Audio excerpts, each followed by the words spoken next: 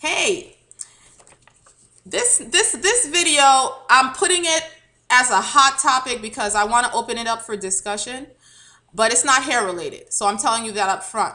It was posted, a question posted on one of my videos, in fact, my last hot topic video. And I tried to answer it in the answer section, and I felt like I just didn't have enough room. I just couldn't do it justice, especially with YouTube not having an edit function. And I felt like I was making all these typos, and I just couldn't justify trying to answer it that way. So I decided to do a video to do it justice, because the spirit of the person who posted the question just came across to me as being so sincere. I just felt like I wanted to answer you directly. And I'm gonna butcher your name. I Femounchie. Please forgive me if that's not the right way to pronounce it. But I'm naming it the hot topic. Are Christians brainwashed? So this is what she said. I like your video, but something touched me in it, and I wanted to know your input on this. You said you're a follower of JC, but how can you believe in him when it was the reason used to justify slavery? I will never understand how black people everywhere in the world, and moreover slaves' descent, can be sometimes so into Christianity when this was used against them, caused that much harm, and when it wasn't at all their religion before slavery, but the one of the I'm assuming colonists. Isn't it a brainwash? I hear you. I hear you. I hear you. I hear you. I totally understand where you're coming from, particularly if you're one who has really looked into this, have read the history. I hear you.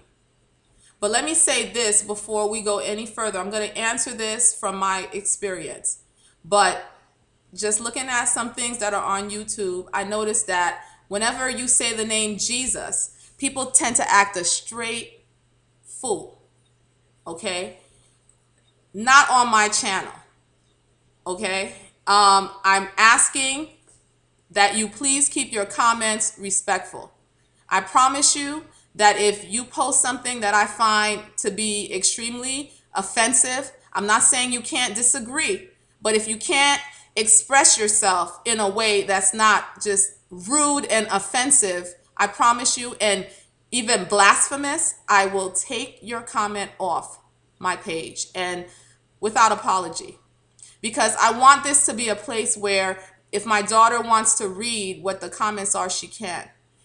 She can't do that everywhere on YouTube, but on her mom's channel, I want her to be able to do that. And I want your daughters to be able to do that as well.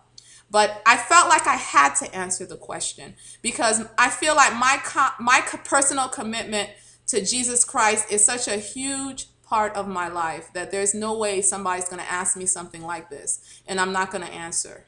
And I'm not going to try to give it to you from my heart so that you could understand who I am and where I'm coming from. But I understand what you're saying. I remember even in school learning more and reading and understanding some of the history. I remember part of an indignation and an anger even rising up in me that some of these people could say that Jesus, they were doing this in the name of Jesus.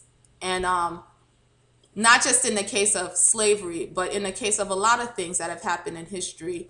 There have been people proclaiming the name of Jesus who have been guilty.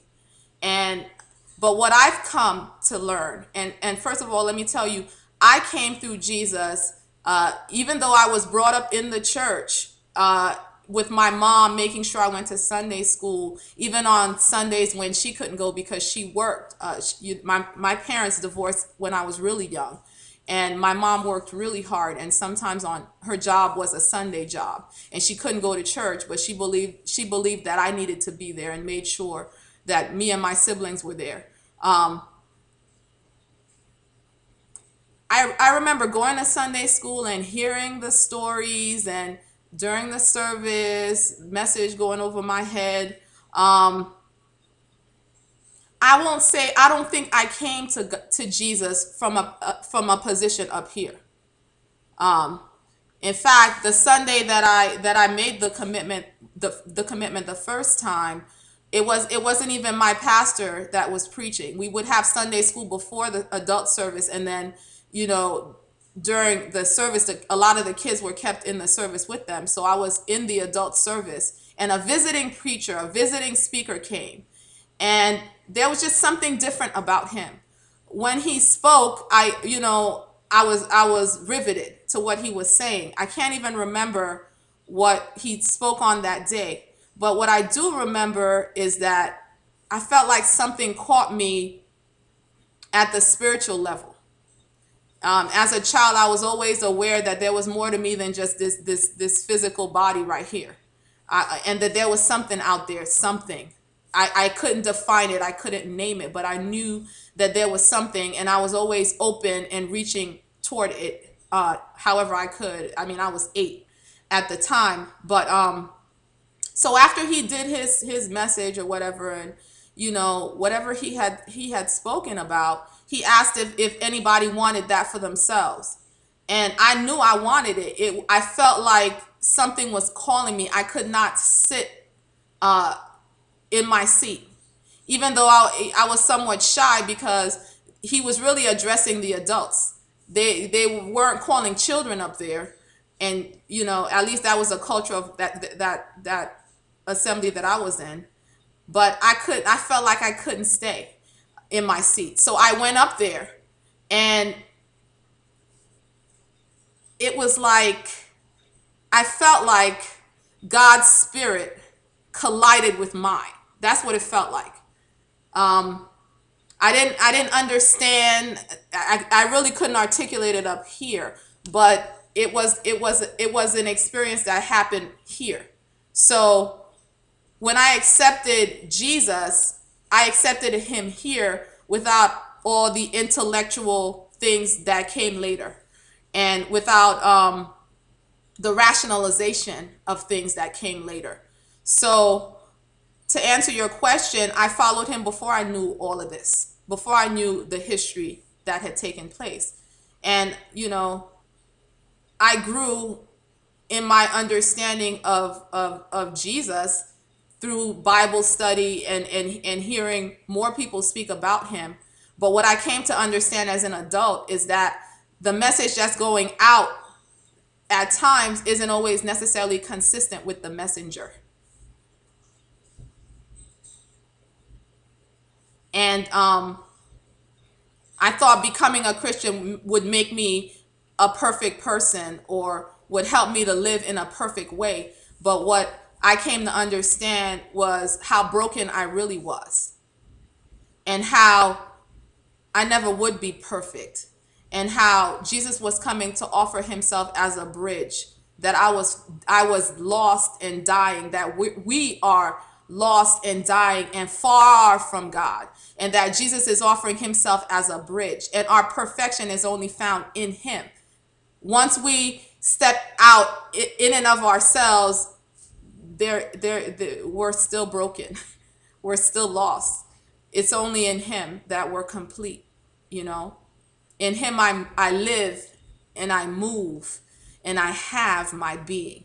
And it's something that happened here, and it's not something that happened here. So anyway, to answer your question about how I reconcile all of that to slavery and those people saying that they were doing it in the name of Jesus Christ, one thing I've learned is that we are moving with a partial revelation. We're living with a partial revelation. In this, all the time that we're in this body, we only partially get it. We only partially have it. And so that means that instead of the perfect Christian image that's out there, it's really the fallible Christians that are out there. Our perfection is only in Jesus. But in and of ourselves, we're fallible. So that means we can be wrong, we can be off, we can completely miss it. And I think that historically, God has used people